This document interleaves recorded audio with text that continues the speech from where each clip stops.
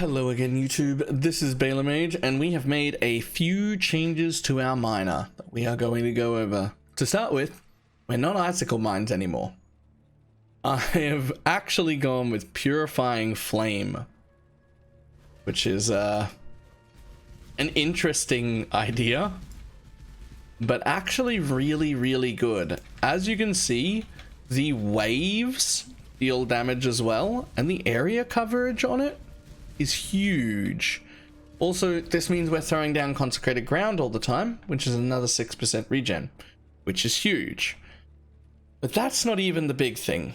To start with, unfortunately, we lost our spore gloves, but we did get Machinamit murder mitts. I don't know if I said that right, but either way, that is 1% of damage dealt by my mines is leached to me as life. And now that has been a godsend. My recovery rate has gone through the roof. We do have 23% on this pair reduced recovery rate of life and energy shield, but we make up 15% of that with our normal 3 power charges, which are always up during combat. The losing them on the gloves is irrelevant. It's only for when you're moving. So we've really only got like 8% less recovery rate, which is like 8% less regen, but we've added leech cap into it, so it's gone up much higher. These have been great. Also, they come with a little base energy shield, which is nice. Changing into Purifying Flame, wherever that is, there it is, meant we did have to change weapons to a fizz weapon. So we got all physical skills, crit, and fizz is extra cold for some nice shatters. And we changed our amulet into this one, which is a temporary stand-in amulet, because I'm trying to craft one that's better, which is fizz as extra lightning.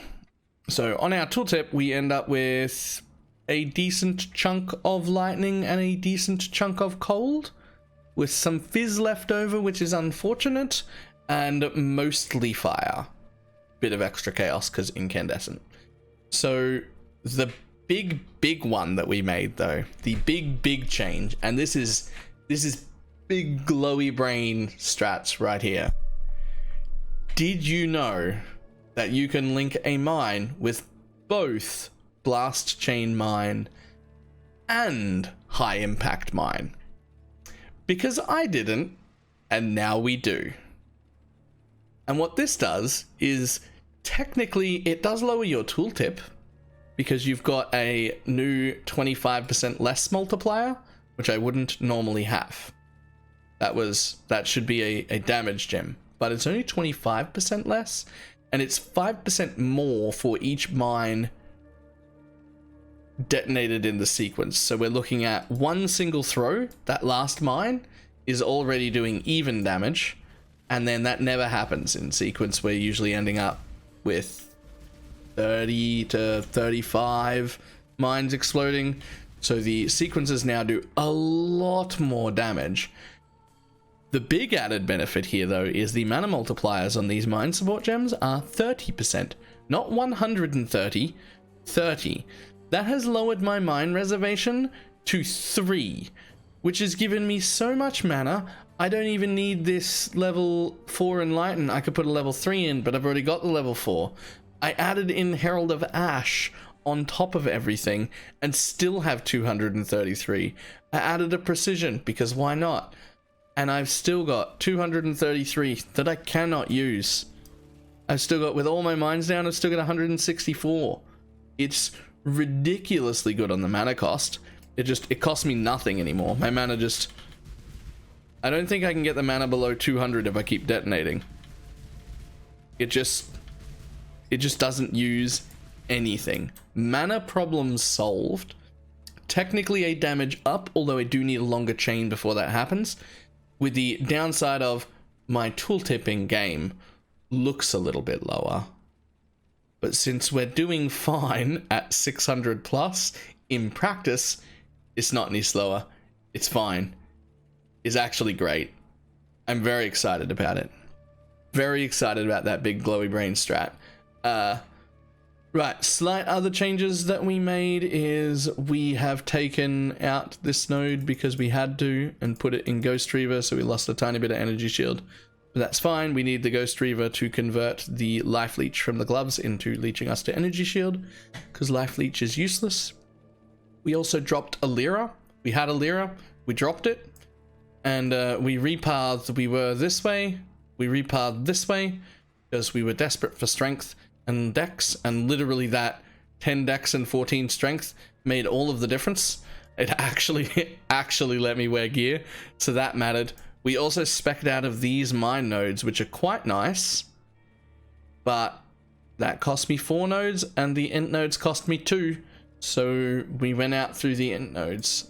This was to come down here and go around this wheel and get Divine Fury and Divine Wrath, although we don't benefit from the conversion of Divine Wrath because it doesn't have a lightning tag, but we still do get 12% elemental damage, 12% physical damage, and 5% Fizz's extra lightning. So it's still worth taking.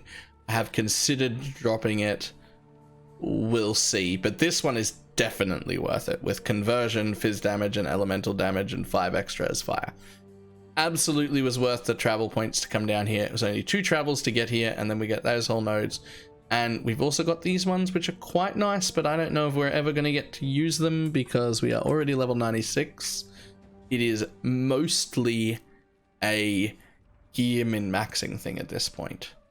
The 1 extra level will make a pretty big difference, but then after that, I don't know what else to do except pick up 6% energy shield nodes, or pick up 1 6% energy shield node, then if I level again, respec into a dual socket, right? Like there's not much left to go in the passive tree. This is pretty much what we're gonna see. It is all about gear now. So we will be working pretty hard on the gear from now on. It is worth noting that I craft another helm that's pretty much exactly like my old one, except it came with a Skitterbot mana reservation enchant, which I was really worried about mana reservation at the time, and this is before I found out that I could link Blast Chain and High Impact together. So now it's OP and we don't need it, but we've got it, so it's fine. We'll keep wearing it. Alright, I will leave you with some footage of some 600 plus delve on this miner, and I'm pretty excited about min-maxing it into some better stuff. I really hope I can get down to 1,000 on it without running a degenerate low life build. I really want to get this running, and it has seemed pretty good so far. So I'm excited. This will be great. I am BalorMage, and I will leave you with some delve footage. Please enjoy. Alright, so we got our music turned off. We're at delve 622, and we're just gonna demonstrate our Purifying Flame Mines. We did try Wave of Conviction, which is where my brain was headed, and it just didn't have the area. The damage was really nice, but only in a very small area, and that made it not great. However, this has been working a treat. There's quite a lot of regen now from the consecrated ground. Ooh. And there's quite a lot of leech. Some of these mobs, as you see, hit very hard. And recovery rate now is fantastic. We will hope to eventually get a 20% Shaper recovery belt. We'd like to have a hard shout out to Octavian, who suggested I put Siphoning Trap in my build, which I thought was a meme until I did it, and it's giving me so much recovery that I'm probably gonna 4-link it so that it does more damage and maybe has Bone Chill, but like I wonder if I can just get hit with it down, and you can just see no consecrated ground, no mines, no nothing. That's just from Siphoning Trap on 2 targets. And Siphoning Trap hits up to 10, I think it is. I'm not sure where it's written there, but up to 10 targets, I'm pretty sure.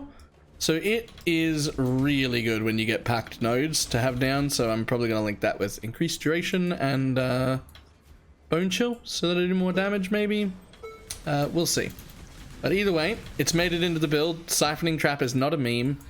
And Purifying Flame Mines is just obliterating delves into the 600 and beyond. I expect / hope to be able to get it to 1000. But there's definitely some more gear upgrades coming. Anyway, I will see everybody later.